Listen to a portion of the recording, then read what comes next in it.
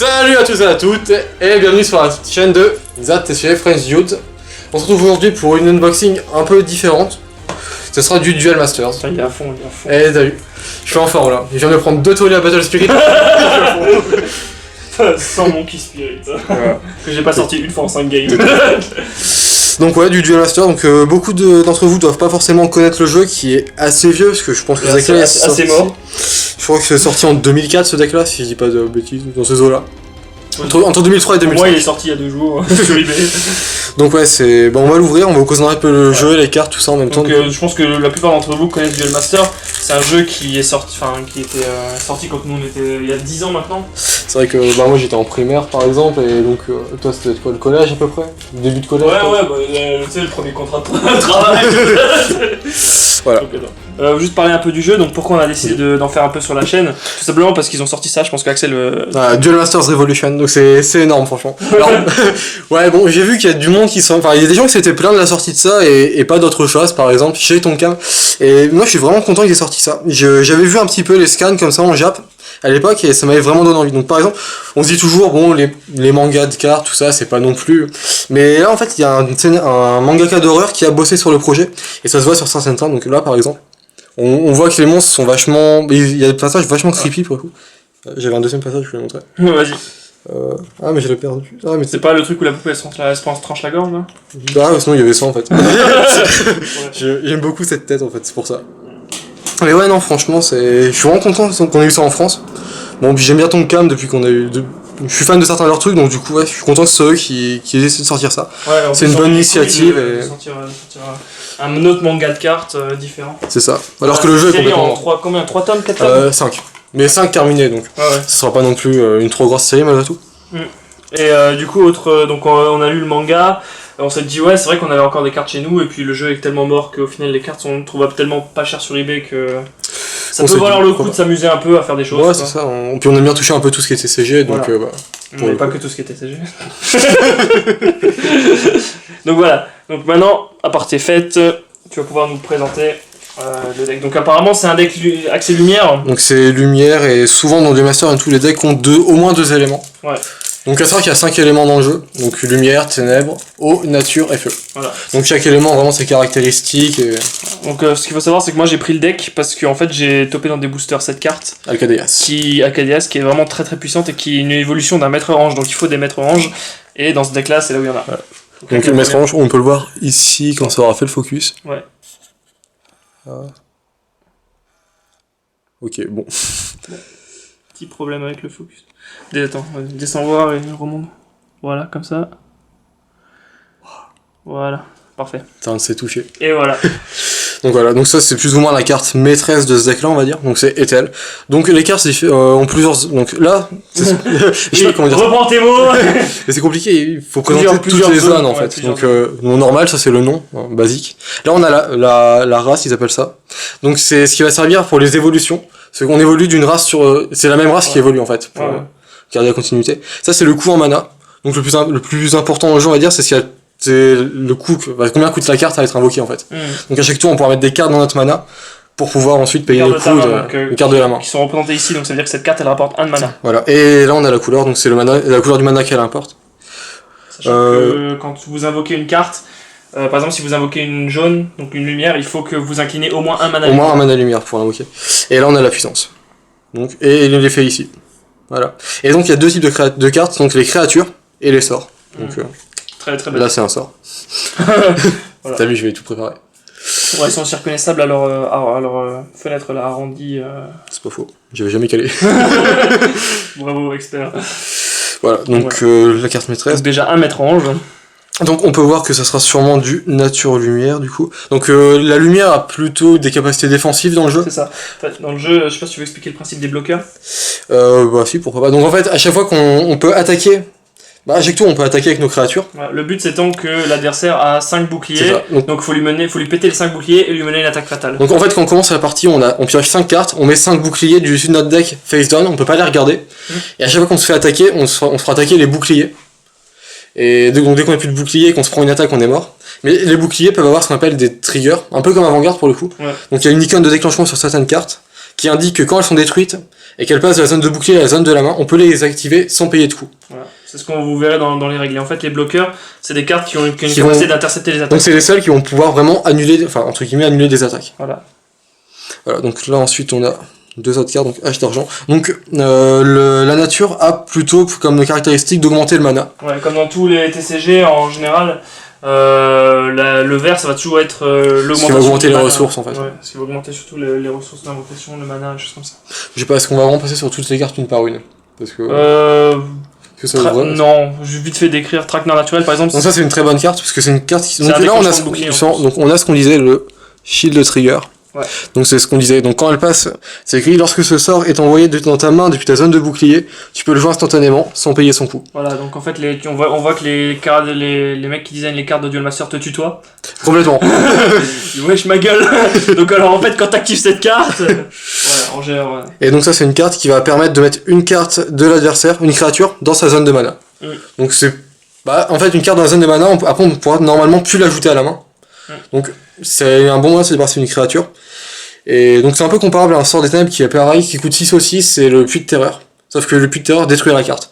Donc après l'avantage de cette carte là comparé à puits de terreur, c'est qu'il y a des cartes qui permettent de reprendre des cartes du cimetière dans la main. Alors que du mana dans la main c'est peut-être plus compliqué. Ouais, je crois qu'il y a que les natures qui font ça je crois. Oui la nature, par exemple un sort qui va se permettre d'inverser une créature qui est sur le terrain avec une de la zone de mana. Mais bon. Donc voilà. Donc là, comme on parlait de l'évolution de mana, Hurleur redoutable, lui c'est quand il est détruit. Quand il est détruit, il va dans la zone de mana. Donc c'est pas trop mal.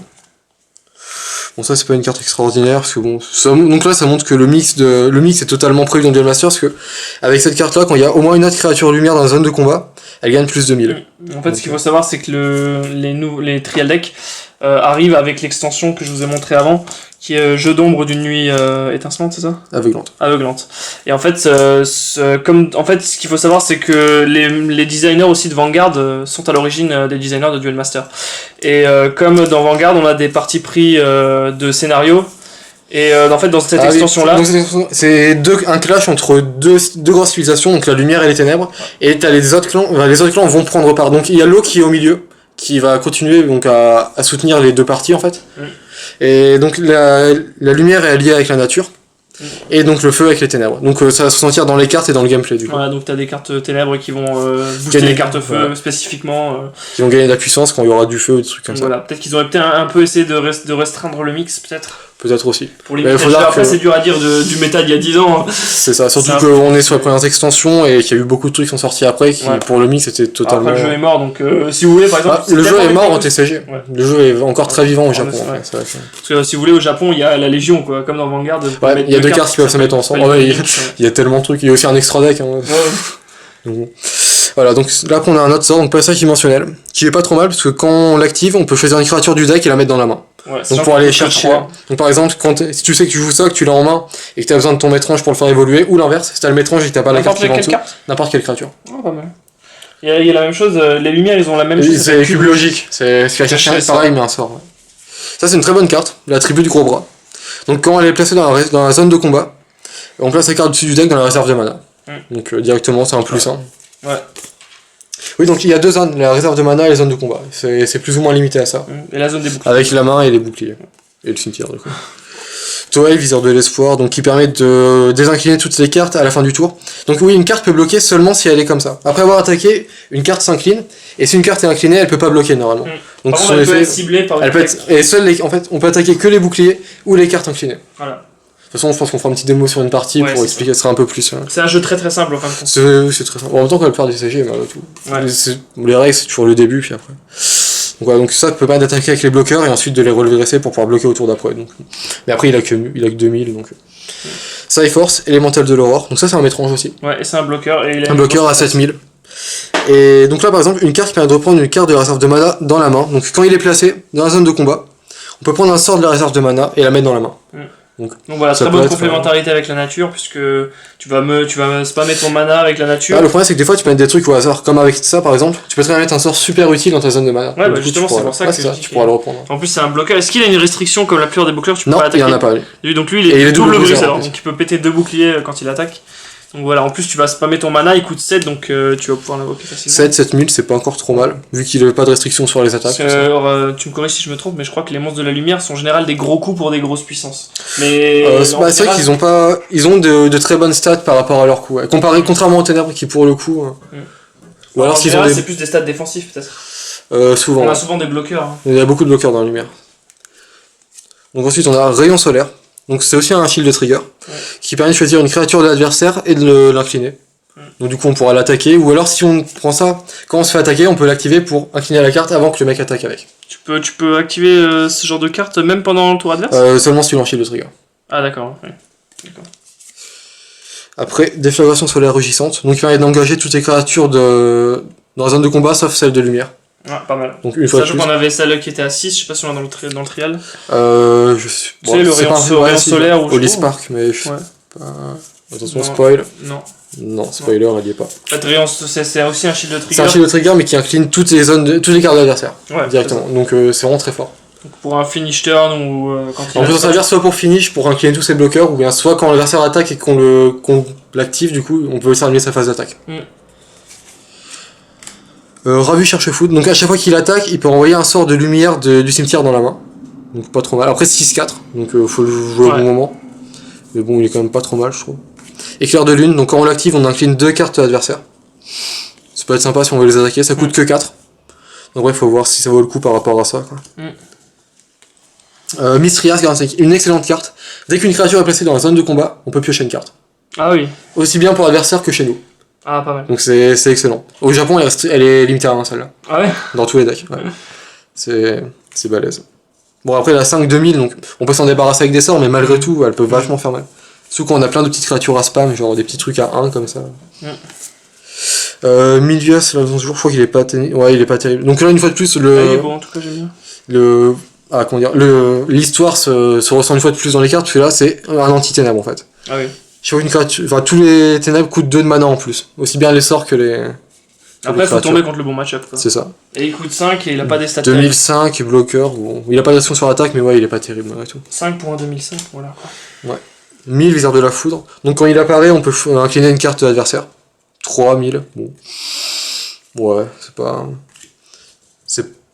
Et là, le bloqueur le moins cher du jeu, mais avec les là, stats... Aura Giga et Gardien Céleste. C'est quand même c'est un des meilleurs malgré tout, parce que.